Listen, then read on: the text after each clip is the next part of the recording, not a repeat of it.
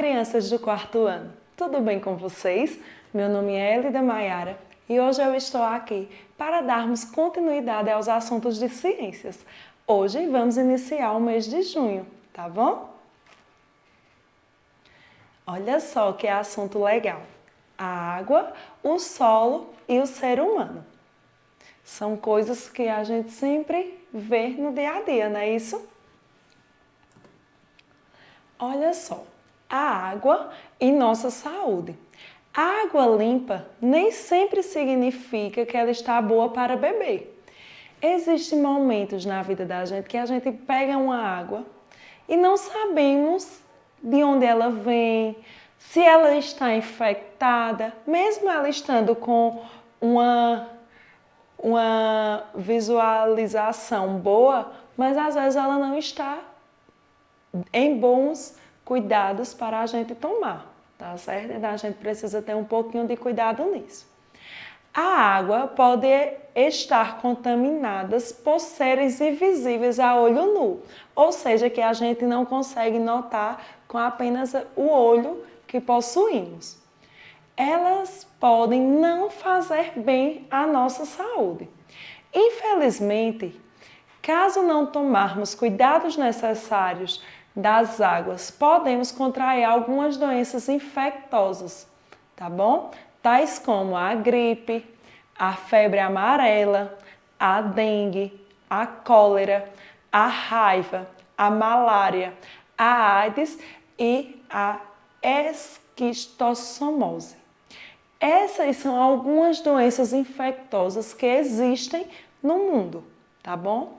Mas aí, a febre amarela e a dengue, por exemplo, os mosquitos causadores dessas doenças se desenvolvem na água. E é por isso que a gente não pode deixar os nossos utensílios que deixam água em casa destampados, como as caixas de água.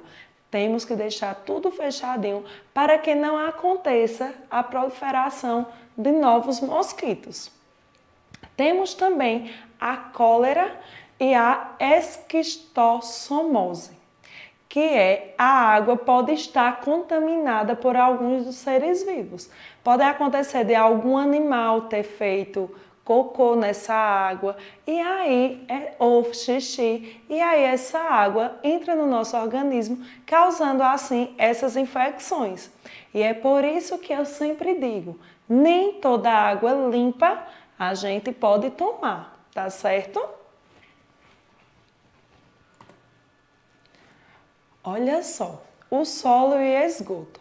O solo possui 3 camadas. Uma tem a cor mais escura e a granulação fina e costuma ser bastante rica em humus, ou seja, aquela que a gente planta. Ela é muito rica em sais minerais e tem humus, que dá mais fortificação às plantas, tá certo? Outra parte, a outra camada, ela é mais argilosa e avermelhada, semelhante ao barro. E por último, existe a arenosa e com grãos maiores, aquela parte mais rochosa, tá certo? O esgoto está ligado ao saneamento básico da nossa cidade, onde tem cidades que não possuem o saneamento básico. E aí é necessário que as pessoas construam fossas, tá certo? E existem 2 tipos de fossa, que é a fossa seca, ou chamada de fossa negra, e a fossa séptica. Observem bem direitinho. A fossa seca é aquela que os resíduos são jogados num buraco no solo. Geralmente isso acontece muito na zona rural. As pessoas cavam um buraco e os resíduos, como as fezes, como o resto de alimentos, essas coisas são jogadas nesse buraco, nessa fossa seca ou negra, como é chamada. E aí, de imediato, ela contamina o solo. E já pensou se ali próximo desse buraco tiver algum poço? Então, querendo ou não, o solo vai estar contaminado, contaminando assim essa água, tá bom?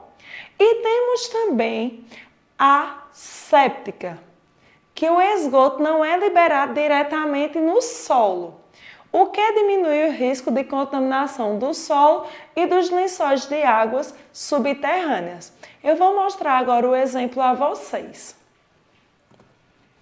Olha só, aí de imediato são as 3 camadas de terras que existem na camada do solo, não é isso?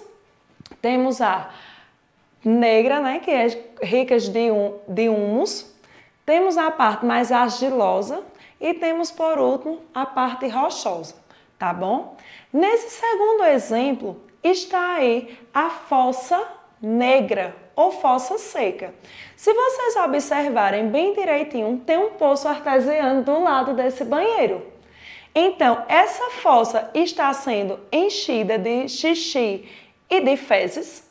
Bem próximo dela está a água. Ou seja, o solo ali está contaminado e essa água já não está boa para o nosso uso. Tá vendo como é interessante nós sabermos dessas coisas? E aí, por último, nós temos o desenho de construção de uma fossa séptica, que aí está a fossa. E nessa fossa tem 3 caixas. Essas caixas passam por um determinado tratamento, tá bom? Então, aí tem a fossa, o filtro e o cimidouro, que é quando a água já está mais limpa, passando por esses estágios, tá certo? Então, é bom vocês entenderem bem direitinho isso. Temos também a área de riscos. Geralmente, quando chove nas grandes cidades, ou até mesmo aqui, na nossa cidade, na nossa região, existem bastante desmoronamentos. Isso acontece por quê? Por construções de casas em lugares errados, minha gente. Existe o quê? Alguns lugares têm maior chance de sofrer desmoronamentos do solo do que outros. Eles podem ser considerados áreas de riscos. Por exemplo, nos morros. Os morros geralmente são as serras, que são cheias de plantas. As pessoas desmatam esses morros, essas serras, e ali começam a construir. Quando chove, a água, com muita força, começa a sair toda a água levando maior parte dessa terra. Isso acontece em seguida o desmoronamento, tá certo? Muitas vezes podemos colocar uma lona, eu já vi muita gente colocando uma lona ou fazendo outros meios para que não aconteça o desmoronamento. Mas o melhor deles é o quê? É você não construir em áreas de riscos, tá bom? Para evitar. As áreas de riscos podem ser monitoradas por agentes da Defesa Civil. Por quê? Porque a Defesa Civil é um órgão que fica responsável por essas situações, que corra risco à população. Então, se vocês olharem aí na primeira imagem, vai ver que está construída uma casa no morro. E já choveu tanto que ali a terra já foi levada pela água, correndo o risco de quê? Dessa casa cair juntamente com esse barranco, tá certo? Então, como a gente se proteger de alguma forma?